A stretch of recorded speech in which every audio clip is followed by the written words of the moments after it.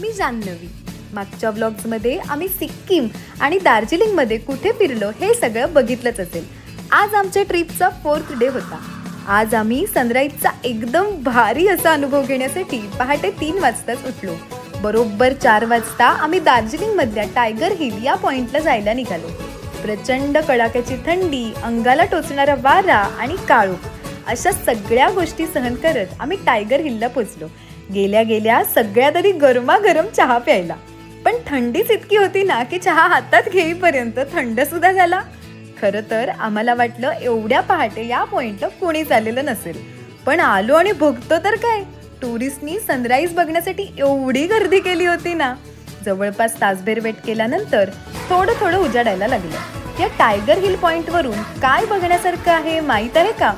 पूर्व दिशेला सूर्य उगवल्यानंतर त्याची किरणं कांचनगंगा आणि हिमालयाच्या इतर पर्वतरांगांवर पडतात आणि तो नजारा खूपच सुंदर असतो।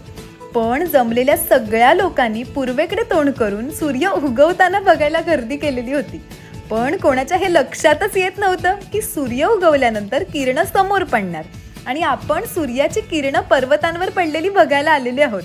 आम्ही मात्र जिथून मस्त व्ह्यू बघायला मिळेल अशी बरोबर जागा शोधून थंडीत कुडकुडत उभे होतो। फायनली 2 तासांच्या प्रतीक्षेनंतर सूर्योदय झाला। बर्फाने भरलेले पर्वत, त्यावर एका रेषेत पडलेली सूर्याची किरणं आणि प्रचंड थंडी, अगदी आयुष्यभर लक्षात राहील अशी मुमेंट होती ती।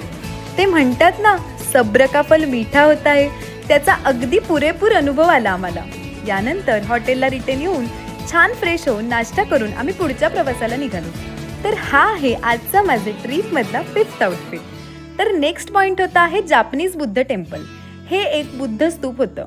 या मंदिराची रचना, इथली वास्तुकला, आजूबाजूचा परिसर एक वेगळीच शांततेची अनुभूती देत होता। दार्जिलिंगमध्ये मला सगळ्यात हे ठिकाण खूप मनापासून आवडलं।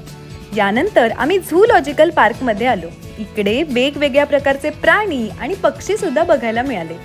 इकडे हा बेंगॉल टायगर आणि व्हाईट टायगर सुद्धा होता हा।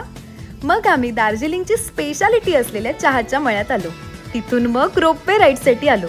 आधी मला थोडीशी भीती वाटली, पण जसं खाली आल्यावर चहाचे हिरवेगार मळे दिसले तसं एकदम भारी वाटलं। आम्ही जवळपास 6 किलोमीटर रोपवेने खाली उतरलो आणि मग पुन्हा वर आलो।